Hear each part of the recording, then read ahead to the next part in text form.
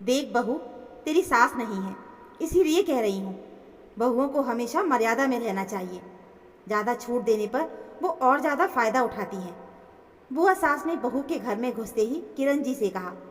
वो गांव से यहाँ आई थी, पुरानी पीढ़ी की महिला थी, तो सोच भी पुरानी थी। इसी कारण उनकी दोनों बहुएं भी हमेशा पल्लू लिए रहती थी। किरण जी की सास नहीं थी, पर ससुर तो थे, इसलिए घूंघट नहीं था।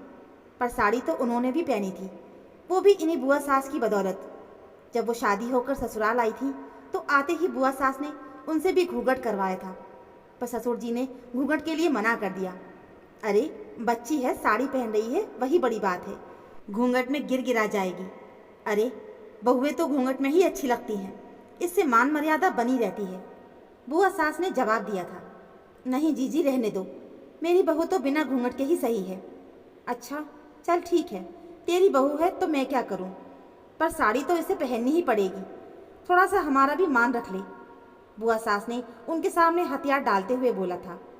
उनका बड़ा मन करता था सूट पहनने का, पर पहन नहीं पाती थी क्योंकि शुरू से ही नहीं पहना था, तो अब ससुर जी के सामने पहनने में झिझक होती थी। वो तो 2 साल पहले ससुर जी का देहांत हो गया था, इसलिए अब जाकर वो सूट पहनने लगी थी। लेकिन बुआ सास की सोच सुनकर वो मन ही मन हंस रही थी। आखिर कुछ बूढ़ी औरतें वाकई में बदलना नहीं चाहती। उन्होंने सोच लिया था कि वो अपनी बहू को बिल्कुल बेटी बना के रखेंगी, उसे वो हर आज़ादी देंगी जैसे खुद की बेटी को दी थी। खैर नई नई बहू घर में आई थी तो वो उसके कमरे में छोड़ने गई और सूट उसके हाथ में देकर बोली, बहू ये आरामदायक है, तुम तो यही पहन लो। बहू ने हैरानी से उनकी तरफ देखा तो वो बोली, फिक्र मत करो, कोई कुछ कहेगा तो मैं जवाब दे दूंगी। ये तुम्हारा घर है, यहाँ तुम्हें जो आरामदायक लगे वो पहनो। तुम बहू नहीं, मेरी बेटी हो। थोड़ी देर बाद बहू कोमल सूट पहनकर बाहर आ गई। हालांकि ये देखकर बुआ सास नाराज हो गई थी और वो 15-20 दिन यहाँ रुकने वाली थी, पर दूसरे ही दिन वो अपने बेटे बहू के साथ रवाना हो गई। पर जाते जाते जरूर कह गई, बहू तूने मेरी बात का मान नहीं रखा ना। बहू को ज़्यादा ही सिर पर चढ़ा मत लेना, नहीं तो तू बहुत पछताएगी। सुनकर किरण जी ने कुछ नहीं कहा था। आखिर उन्होंने भी अपना मन मारा था, भला वो अपनी बहू का मन कैसे मारने देती। आखिर उन्हें तो आज के ज़माने की आदर्श सास जो बनना था। अभी शादी को ज़्यादा से ज़्यादा 15 दिन ही बीते होंगे। किरण जी और उनके पति नाश्ता कर रहे थे कि तभी कोमल शॉर्ट स्कर्ट और स्लीवलेस टॉप पहनकर बाहर जा रही थी। उसे ऐसे कपड़ों में देखते ही ससुर जी ने नज़रें दूसरी ओर कर ली, जबकि किरण जी बोली, कोमल तुमने ये किस तरह के कपड़े पहने हैं, तुम्हारा पूरा शरीर दिख रहा है। ये तो देखो कि तुम्हारे ससुर जी घर पर बैठे हुए हैं, और तो और ये कपड़े पहनकर तुम बाहर जा रही हो। इन कपड़ों में क्या बुराई है मम्मी जी, आपने ही तो कहा था कि मैं अपनी पसंद के कपड़े पहन सकती हूँ, तो मैं तो इसी तरह के कपड़े पहनना पसंद करती हूँ। कोमल ने ढीठ बनकर कहा, बहू मैंने तुम्हें तुम्हारी पसंद के कपड़े पहनने को कहा था, मुझे नहीं पता था कि तुम्हें इस तरह के कपड़े पसंद हैं। अब तुम्हारी शादी हो गई है तो कम से कम हमारे परिवार की मर्यादा के हिसाब से कपड़े पहनो। हमारे घर में इस तरह के कपड़े कोई नहीं पहनता, लोग तुम्हें इस तरह के कपड़ों में देखेंगे तो क्या कहेंगे।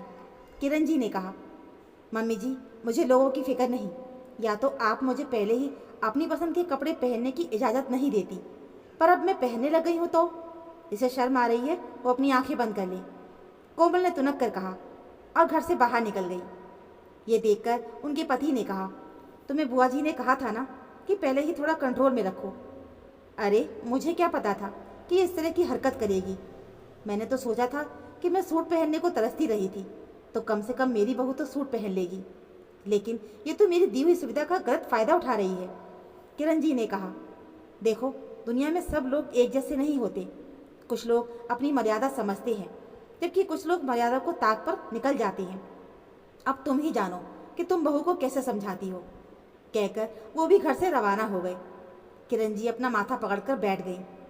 आखिर बहू जिस तरह से जवाब दे रही थी उस हिसाब से तो वो उनकी बात सुनने वाली नहीं थी। उन्होंने शाम को इस बारे में अपने बेटे नीरज से कहा। जब नीरज ने कोमल को समझाना चाहा तो उसने नीरज से भी झगड़ा कर लिया। अब घर का माहौल बिगड़ रहा था।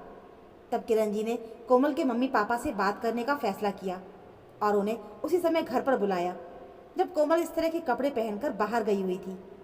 खैर कोमल के मम्मी पापा जब घर आए तब किरण जी ने उनसे बात की। पहले तो उसके मम्मी पापा को भी यकीन नहीं हुआ, क्योंकि कोमल उनके घर में कभी इस तरह के कपड़े नहीं पहनती थी। या तो यूँ कहें कि उनके घर में भी उसे इस तरह के कपड़े पहनने की इजाज़त नहीं थी। लेकिन उन लोगों ने कोमल का इंतज़ार किया।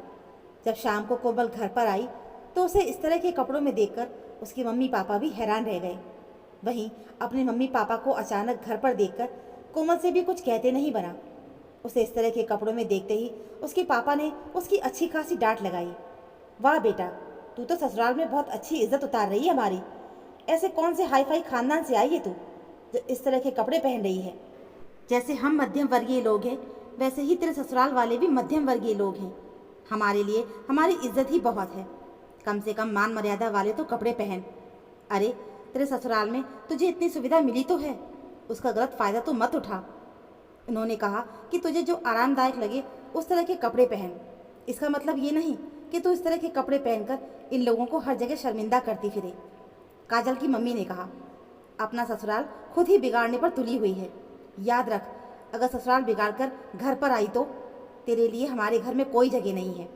पापा ने गुस्से में कहा तो कोमल कुछ नहीं बोल सकी। अब खड़ी खड़ी देख क्या रही है, जाकर ढंग के कपड़े पहन कर आ। कोमल की मम्मी ने डांटा तो कोमल फटाफट अपने कमरे में गई और अपने कपड़े चेंज किए। उसके बाद उसके मम्मी पापा उसे अच्छे से समझाकर अपने घर के लिए रवाना हो गए। उसके बाद कोमल ने कभी इस तरह की हरकत नहीं की। आखिर वो जानती थी कि मम्मी पापा अब उसका साथ नहीं देंगे। तो दोस्तों, हमारी आज की कहानी में बस इतना ही। उम्मीद है आपको हमारी ये कहानी ज़रूर पसंद आई होगी। कहानी अच्छी लगी हो तो प्लीज़ वीडियो को लाइक और चैनल को सब्सक्राइब ज़रूर कर लीजिएगा। मिलते हैं फिर एक और ऐसी नई कहानी के साथ। तब तक के लिए धन्यवाद।